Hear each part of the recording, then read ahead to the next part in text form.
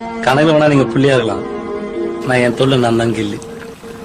அவனுக்கு ஒரு இன்ட்ரெஸ்ட் இருக்கும், அந்த இன்ட்ரெஸ்ட் வேலையை தான் பாக்குறேன். நான் என் தொழில் பிடிச்சா வந்தேன், ஆனா இப்ப தொழில் ரொம்ப பிடிச்சு போச்சு. என்ன பண்ண சொல்லு?